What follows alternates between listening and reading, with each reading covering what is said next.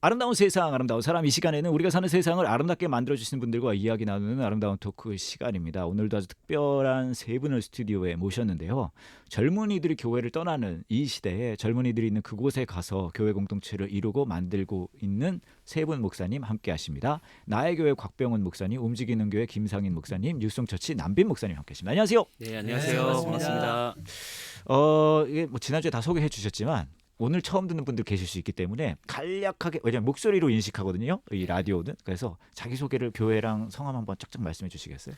네, 저는 홍대에서 사역하고 있는 뉴송처치 뉴송교회 섬기는 남빈 목사입니다. 네, 안녕하세요. 저는 신촌에 있는 나의 교회를 섬기는 곽병훈 목사입니다. 반갑습니다. 네, 저는 김포의 움직이는 교회를 섬기고 있는 김상인 목사입니다. 감사합니다. 세 분 지난주에 나오셨을 때는 세 분이 어떻게 목회자 되셨는지 얘기해 주셨는데 못 들으신 분들 있으실 수 있으니까 제가 살짝 요약해 드릴게요. 우리 김상희 목사님은 이대 쪽, 잘 나가던 이대 쪽에서 매대 장사하시다가 그렇게 설명을 해주시진 않으셨어요. 근데 기가 막힌 놀라운 일이 벌어지셔가지고 아무도 상상하지 못했던 목회자 길로 가시게 되셨다고 말씀해 주셨고요. 그 다음에 곽 목사님은 원래 찬양 사역 쪽 일을 하시다가 가르치기도 하고 하셨는데 같이 찬양 사역 하시는 분들이 교회 공동체를 원한다는 것을 보고 그래서 자연스럽게 목회자의 길로 가시게 되셨고, 그 다음에 우리 뉴성처치 남빈 목사님은 PK 목회자 자녀로 자라다가 좀 놀다가 이건 아니다 싶어서 나중에 되돌아보니 성령님의 일하심이 아니셨나, 그렇게 해서 예수님 다시 만나시게 되고 또 목회자의 길로 가셨다고 말씀해 주셨습니다. 그렇게 해서 세 분 얘기해 주셨는데, 이제 궁금한 건 제가 지난주에도 말씀드렸지만 이 젊은이들이 있는 그곳에서 공동체를 만든다는 게 쉬운 일이 아니거든요. 근데 이제 우리 세 분이 속해 있으신 그 니오라는 곳에 있는 목사님들과 그 교회들도 열심히 그걸 하고 있긴 하지만, 무슨 저희 방송에 나오신 분들은 세 분이시니까 어떻게 그 교회를 시작하게 되셨는지 좀 궁금해요.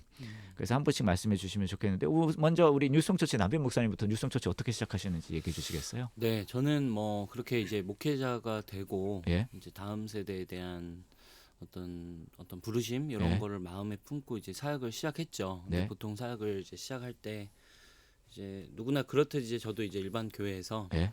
신학교 나오고 예. 이제 파트 전도사 네. 이렇게 이제 교육 부서 이런데 이제 섬기면서 시작을 했죠. 그래서 네. 고등부 섬겼고, 그리고 이제 또 그 다음에 청년부 가서 또 섬기고, 네. 그렇게 이제 뭐 파트 사역자, 뭐 준전임 사역자, 뭐 전임 사역자, 네. 뭐 소위 말하는 그런 사역자 코스를 루트를 쭉 따라가셨네요. 네네. 네. 그렇게 이제 걸으면서 신학교 나오고 신학교 졸업하고 뭐 그렇게 이제 사역을 하면서 네. 어쨌든 이제 다음 세대 사역을 계속 했습니다. 했고, 그리고 또 이제 한 막판엔 이제 청년 부서를 이제 섬기면서 예.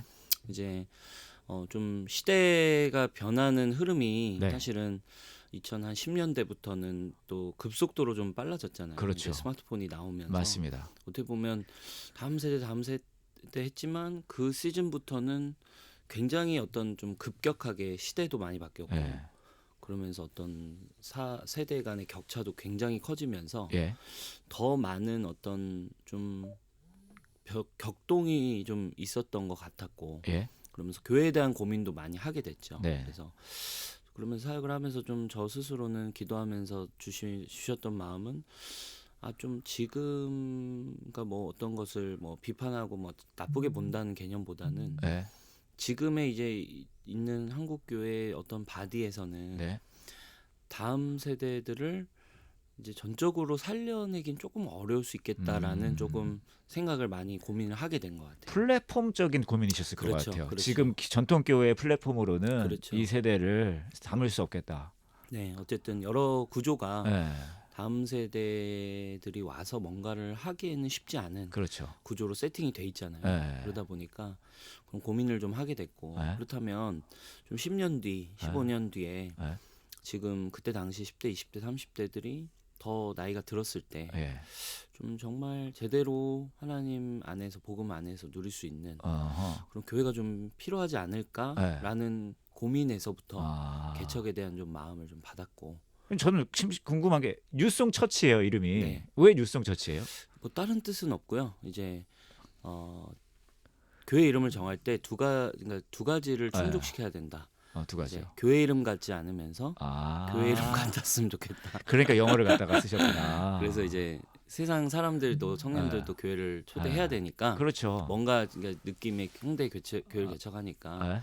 교회 이름 같지 않으면서 아, 이제 어떤 것보다 교회 이름 같은 정통성을 성경적인. 잃지 않으면서 접근성은 또 버릴 수 없는. 그렇죠. 아. 그러다 보니까 이제 이 뉴송은 이제 새 노래인데 네.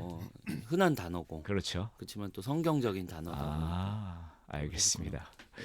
알겠습니다. 사실 대안을 찾기는 되게 어려운 시대니까 이건 아니다라고는 다 말씀하시는데 so what? 그럼 뭐 어떤 거 할 때에 대안을 찾기가 고민을 많이 해야 되는 시기인 것 같기는 해요. 네. 그런 고민을 찾다가 이제 뉴송 처치를 시작하셨는데 알겠습니다. 우리 곽병훈 목사님 나의 교회잖아요. 어떻게 시작하시게 된 거예요? 저도 뭐 남빈 목사님하고 크게 다르지 않은 것 같기는 해요. 예. 뭐 보통 이제 제 또래 목회자들이 개척할 때 이제 비슷한 마음이실 것 같은데 예, 예. 다음 세대 마음이 있고 예. 청년들의 마음이 있다 보니까 네. 그 청년들이 있는 곳으로 가야겠다라는 마음. 예. 왜냐하면 뭐 교회 청년들이 없다라는 얘기들이 너무 많이 들렸었고 예, 예. 제가 개척할 당시에도 네네. 교회가 계속 이런 상태로 가는 것이 괜찮겠나라는 예. 그런 질문들 네. 그런 이야기들이 워낙 많이 들려오던 때였기 때문에 네. 그래서 이대로 괜찮나라는 그런 비판의 네. 소리들을 저는 그냥 질문으로 좀 바꿔봤어요. 아. 이래도 괜찮나라는. 아. 그래서 이제 홍대에 네. 교회는 청년들이 없다고 하는데 네. 홍대에 와 보니까 청년들이 많더라고요. 이 지역에요. 네, 네. 그래서 그러면은 이들이 있는 곳에서 교회를 시작하면 되겠다 네. 해가지고 저는 이제 2015년에 네.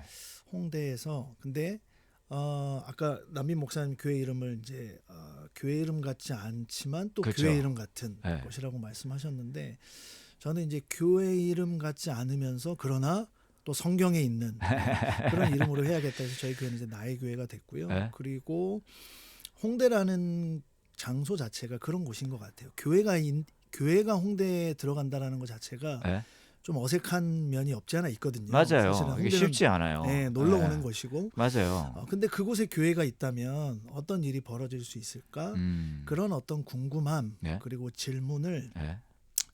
우리 스스로 한번 던져보면서 아하. 그렇게 교회긴 하지만 네. 그러나 또 형태로는 네. 조금 교회스럽지 않은. 네. 그래서 저희는 공연장하고 카페로 아. 2015년에 그러나 교회로 그렇게 시작을 했습니다. 근데 그거 시작하셨을 때 공연장하고 이제 다 하셨는데 카페가 사실 제가 그 당시 한때 카페 교회 많이 하시는 분들 계셨었잖아요. 목사님들 그렇죠. 중에. 네, 네.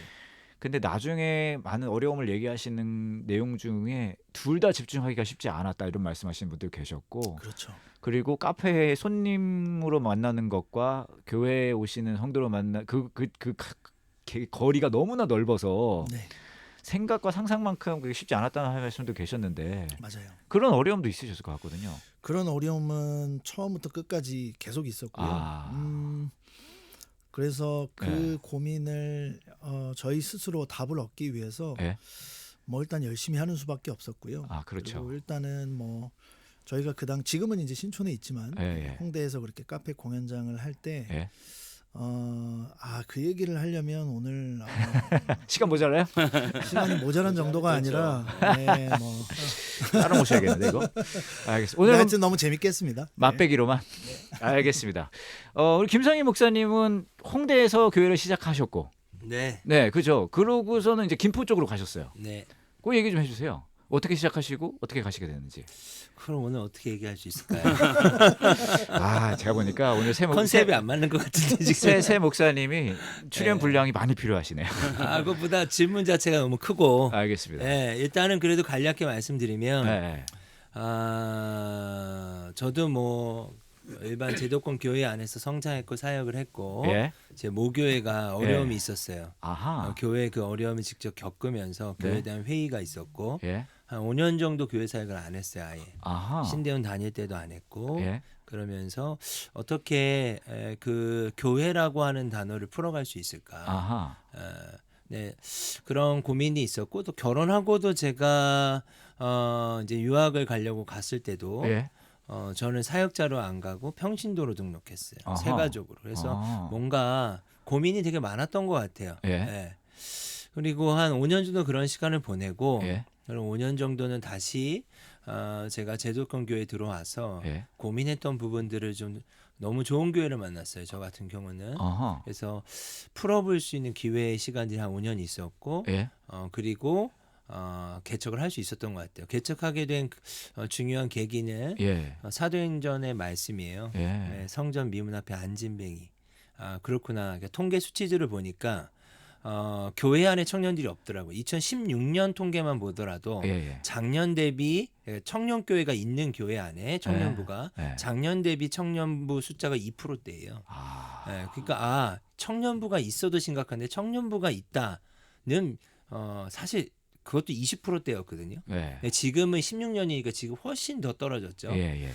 그렇구나. 그러면 주님, 제가 그들이 있는 곳으로 가고 싶습니다. 예. 그래서 청년들이 가장 많은 곳은 어딜까? 예. 그래서 홍대 지역이었어요. 어허. 그래서 일로 오게 됐죠. 네. 그렇게 해서 움직이는 교회가 말씀에 근거해서 시작했군요. 네, 하나님이 그 일을 시작했고 네. 코로나를 이제 겪으면서 저희가 작년에 교회를 분립하고 홍대는 이제 독립적으로 저희 제자들과 팀들이 하고 있고 다른 이름으로 네. 저는 이제 김포에서 두 번째 교회 개척을 아. 20대, 30대, 40대 타겟팅으로 아하. 이제 젊은 교회라는 컨셉을 가지고 예. 또 개척 시즌을 맞이하고 있습니다. 20대, 30대, 40대를 타겟하면은 젊은 부부들도 포함이겠네요. 그럼요. 같이 예배 드리고 애기들도 있을 거고요. 맞습니다. 그러니까 청년 교회를 하면은 어려운 중에 하나가 저도 경험해 봤는데 결혼들을 하잖아요. 그러면 애를 낳아요. 그러면 그때부터는 이제 여러 가지가 더 필요하게 돼요, 교회에. 그렇죠. 어린이 부소도 필요하고 전도사님들도 필요하고 그리고 그들이 자리를 잡아가면서 그들이 장년이 돼 가잖아요. 그러면은 물론 젊은 시절에 함께 했었지만 그 친구들도 좀 장년화돼 가는 그런 것도 좀 경험하게 되더라고요. 그렇죠. 그래서 그들이 그냥 젊은 교회로 가요라고 하는 걸 굳이 원하지 않더라고요. 그래서 그런 좀 흐름 같은 것에 고민들도 있으셨을 것 같아요. 그렇죠. 예, 아마 네. 그래서 또 어쩌면 우리 김상희 목사님도 20대, 30대, 40대를 생각하신다는 게 그런 고민의 지점이 있으셨을 것 같기도 하고요. 그러니까 고민이 있는데 저는 네. 이런 것 같아요. 저는 청년 교회를 할 마음이 처음부터 없었어요. 청년들을 사랑한 건 사실인데 예, 내 주변에 청년들이 오니까 청년 교회라고 한 거고 예. 저는 처치 에이징이란 말을 좋아하거든요. 교회는 나이를 먹고 저도 나이를 먹고 예. 저는 그런 측면에서 아하. 교회는 자연스럽게 나이를 먹어가는 지점에서 현재는 40대까지가 저희 교회예요. 같이 나이 네. 먹어 갔군요. 네, 저도 40대고. 그게 자연스러운 거고요. 네, 그러니까 분립개척이 아닌 이상 네. 개척자의 삶을 살아가면 네. 그 패턴이 나오는 것 같아요. 같이 그렇죠. 늙어가고 맞습니다. 같이 성장하는 네, 그런 그렇군요. 지점이라고 생각합니다. 그리고 또 이제 어떤 부분에서는 네. 나이를 먹어가면서 네. 사실 나이 먹어가는 사람들이 찾는다는 게 사실은 네. 그 예전에 자기들이 청년 때 힘들어했던 그런 구조거든요. 사실은. 맞아요. 그러니까 사실은 그렇게 되면 네. 결국에는 늘 저희가 이제 보는 어떤 순환의 반복으로 그렇죠. 맞아요. 결국에 가는 네. 그러면서 이제 딜레마가 오는 결국 청년 사역은 딜레마가 있고 그렇습니다. 결국 이제 한계가 있다라는 맞아요. 그런 부분들이기 때문에 네. 이제 뭐 제가 볼 때는 저희 이제 네어에 있는 목사님들 모두가 네. 이제 그런 차원에서 고민이 있고 그러신 것 그리고 같아요. 이제 나이를 먹어가고 부모가 되고 이제 장년이 되어도 네. 어떤 본질적인 교회로 살아가고 네. 또 제자로서 살아가는 삶을 향한 좀 도전과 고민들이 네. 저희 교회들 안에 다 있는 것 같아요. 그렇죠. 네. 아니 저는 이런 거 경험하는 것 중에 하나가 이 청년들은 막 뜨겁게 찬양하는 걸 좋아하잖아요. 음. 막 시작하면 다 같이 우리 강 목사님도 찬양사 월십 하셨으니까 근데 이 친구들이 가정을 꾸리고 애를 낳기 시작하면 일어서기를 힘들어하고 앉아서 하려고 저는 앉아서 하는 것도 좋다고 생각하는데 그게 이제 하나의 문화를 반영하는 거잖아요. 그러니까 그런 거를 보면서 고민할 지점이 정말 많고 우리 아까 김상희 목사님 말씀하셨듯이 주어진 상황 속에서 같이 나이 먹어가는 거잖아요.